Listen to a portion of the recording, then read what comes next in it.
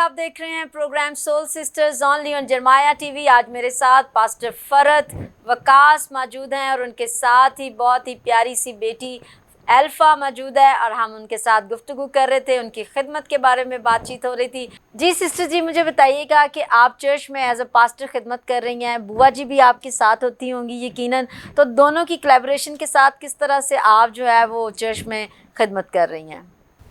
ये खुदावंद का बहुत बड़ा फजल है कि खुदावंद इस्तेमाल कर रहा है। खुदावंद का नाम मुबारक है। और सबसे बढ़कर मैं ये बताना चाहूँगी कि वहाँ पर जब मैं शादी के बाद आई हूँ तो उन्होंने जब मुझे खुशी से कबूल किया तो चर्च का पूरा होल्ड मुझे दे दिया। और बुआ जी ने बड़ी खुशी से इस बात को कबूल किया। और अक्सर देखा जाता है ऐसा नहीं होता, लेकिन शुक्र है खुदावंद का, उन्होंने खुशी से मुझे कबूल किया और आज मैं और बुआ जी मिलकर वहाँ पर काम कर रहे हैं। और उसके साथ साथ जैसे अभी बात हुई कि संडे स्कूल का भी वर्क देखती हूँ उस बच्ची के साथ में, और उसके अलावा बहनों की खिदमत, इस पर हमारा पूरा ध्यान है क्योंकि बहनें मोस्टली चर्च में ज़्यादा होती हैं। किसी भी मीटिंग में आप देख लें तो बहनें हमें ज़्यादा मिलती हैं, लेकिन मेरी ये कोशिश है कि बहनें क्या ही अच्छा हो कि ना सिर्फ मीटिंग में नजर आए बल्कि रूह में भी वो नजर आए, रूह उनमें काम करे, बड़ी जबरदस्त बात की जो है वो उनमें दिखाई दे। तो इस चीज को, इस बोझ को लेकर मैं आगे चल रही हूँ। और मुझे आपकी बात सुन के जो है वो हंसी भी आ रही है और एक वाकया भी याद आ रहा है कि बहुत टाइम में ऐसे होता है कि बहनें जो है वो चर्च में बहुत ज़्यादा नज़र आती हैं और बड़े जोश से दुआ भी करती हैं, लेकिन जैसे ही लड़ाई होती है तो वो सारा कुछ जो है वो बिखर जाता है। जो स्पिरिचुअलिटी होती है वो भाग जाती है और फिर ये होता है कि वो बिल्कुल दुनियावी जो है वो बहनें बन के तो एक दूसरे के साथ फाइट कर रही होती हैं। तो मुझे बताएं सिस्टर फरत, क्या ये रवैया खुदावंद को पसंद है? नहीं, यकीनन ये खुदावंद को पसंद नहीं है कि खुदावंद जो है वो हमारी खाकसारी को देखता है, पसंद करता है। तो लेकिन ये है कि हम इंसान हैं, आहिस्ता आहिस्ता कोशिश करने से बेहतर हो सकता है। तो ये चीज़ है कि बहुत कुछ उस चर्च में नया हमने किया, नया सिखाया, और खुदावंद का शुक्र है बहुत सी ऐसी बेटियां थी जिनको दुआ करनी नहीं आती थी, प्रोजाइड करना नहीं आता था, तलावत तक करनी नहीं आती थी। खुदावंद का शुक्र है। तो जब शादी के बाद आए तो इस चीज़ पर गौर किया और आज बहुत सी नई बेटियां खड़ी हुई हैं खुदा के नाम के लिए। Praise God. आप जो है उनके लिए बड़ा ज़बरदस्त तोहफा जो है वो खुदा ने आपको दिया है और आप वहाँ पर जो है जाफिशानी के साथ काम कर रही हैं। और जहाँ तक मैं आपको जानती हूँ, खुदा ने आपके अंदर जो है वो मल्टी टैलेंटेड चीज़ें जो है वो डाली हुई हैं, आप खूबियों से भरी हुई हैं और हर तरह का काम जो कोई नहीं कर सकता वो पास्टर फरत कर सकती हैं। और फरत से जब भी कोई भी बात हम भी करते थे, जब हमारे साथ बहन खिदमत करती थी, और क्योंकि अब शादी हो गई है, शिफ्टिंग हो गई है, नया चर्च मिल गया है, तो हम इस बात के लिए भी शुक्रगुजार हैं कि खुदा ने वहाँ पर भी जो है आपका ख्याल रखा है और आपको स्पिरिचुअल ख़ानदान दिया है, आगे से आपको स्पिरिचुअल जो है वो पास्टर साहब दिए हैं और आप वहाँ पर भी अपनी खिदमत को सरअंजाम दे रही हैं। तो संडे स्कूल की खिदमत को जो है वो आप किस तरह से लेती हैं? चर्च में संडे स्कूल की जो खिदमत है या संडे स्कूल जो है उसकी क्या अहमियत है?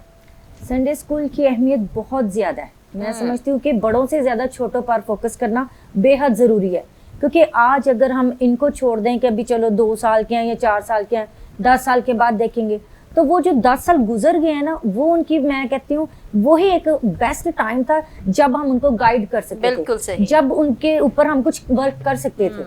अगर हम बात का वेट करेंगे ना तो वो तब तक बहुत सारी चीज़ों से भरे होंगे। ऐसा ही है। तो इसलिए हर मुमकिन ये कोशिश होती है कि आज के बच्चे कल के खुदाओं में। और देखने में आया है कि ज़्यादा टाइम में माएँ जो हैं वो लेज़ी हो जाती हैं, वो जो है लापरवाही करती हैं, और संडे स्कूल का टाइम होता है तो वो बाज़ुकात नानों के घर होते हैं बच्चे ज़्यादा टाइम पर। ख़ास तौर पर माएँ जो होती हैं ना वो इस बात को इग्नोर कर देती हैं, संडे स्कूल को इम्पोर्टेंस नहीं देती। लेकिन हम देखते हैं, हम खादम होते हुए देखते हैं कि जब जो बच्चा संडे स्कूल जाता है ना, वो बड़ा होकर भी जो है वो उस राह से नहीं फिरता जो खुदावंद की राह है। लेकिन हम क्या करती हैं, जब दूसरी बहनें जो खुदावंद में नहीं होती और संडे स्कूल को इतनी इंपॉर्टेंस नहीं देती, जब उनके बच्चे संडे स्कूल नहीं जाते तो यकीनन वो खुदावंद से भी वाकिफ नहीं रखते और फिर नतीजा क्या होता है, वो बुरी राहों पर, बुरी सोसाइटी में चली जाती हैं। और फिर आते हैं लोग और दुआएं कराते हैं, जी हमारे बच्चे के लिए दुआ करें, ये ठीक हो जाए, ये जो है वो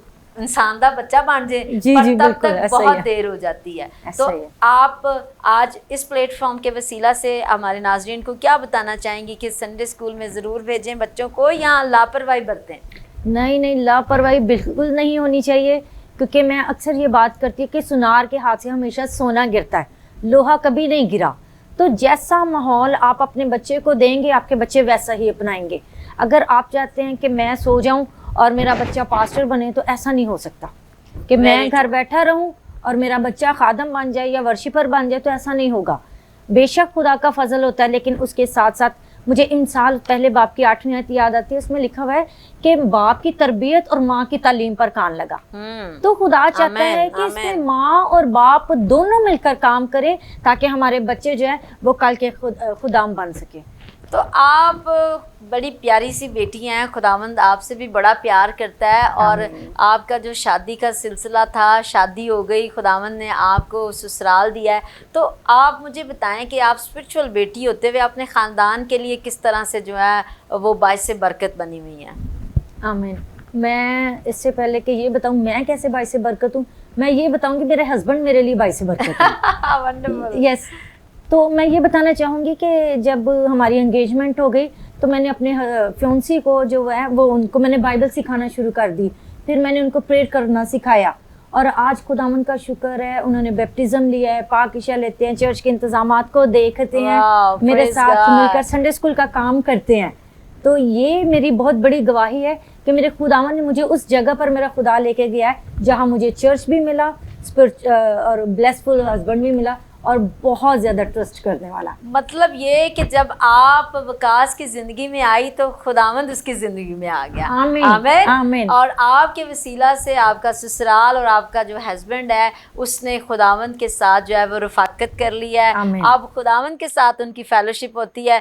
और आप ही की बात को आगे बढ़ाते हुए मैं उन तमाम लोगों को जो आज इस प्रोग्राम को देख रहे हैं, और पास्टर फ़रद की बात को आपने सुना है कि जब वो अपने शादी करने के बाद अपने ससुराल में गई तो किस तरह से खुदावंद ने उसके ससुराल में काम करना शुरू किया और उसके हस्बैंड की ज़िंदगी को तब्दील किया। तो आज जितने लोग जो हैं वो नर्सिस और टीचर का रिश्ता ढूंढते हैं और ये नहीं देखते कि स्पिरिचुअल है या नहीं है, तो इस प्लेटफॉर्म से मैं उनको भी बताना चाहूँगी कि अगर आपको बहू चाहिए तो रास्तबाज बहू की तलाश कीजिए, खुदावंद से डरने वाली बेटी की तलाश कीजिए, ना कि नर्स और टीचर की कीजिए। नर्स और टीचर के लिए तो शायद बहुत सारे रिश्ते अवेलेबल होंगे, लेकिन खुदा के साथ प्यार करने वाली को लोग कम पसंद करते हैं। तो आज आपको मैं कहना चाहती हूँ कि अगर आप बहू लाना चाहते हैं तो ऐसी बहू लेकर आइए जब वो आपके ख़ानदान का हिस्सा बने, तो आपका ख़ानदान जो है वो यस्सु से मुतारिफ़ करवाया जाए, यस्सु के करीब आ जाए। और यस्सु की जब करीब आप आ जाएंगे तो आसमान और ज़मीन दोनों बरकतों के वारिस ठहरेंगे। इसलिए दुनियावी दौलत के पीछे ना भागें, बल्कि खुदावंद से आसमानी दौलत की तलाश में करें। जैसा उसका कलाम में लिखा है, पहले तुम मेरी बादशाही तलाश कर, ज़मीन की सारी आसाइशें और बरकतें आपके लिए हैं।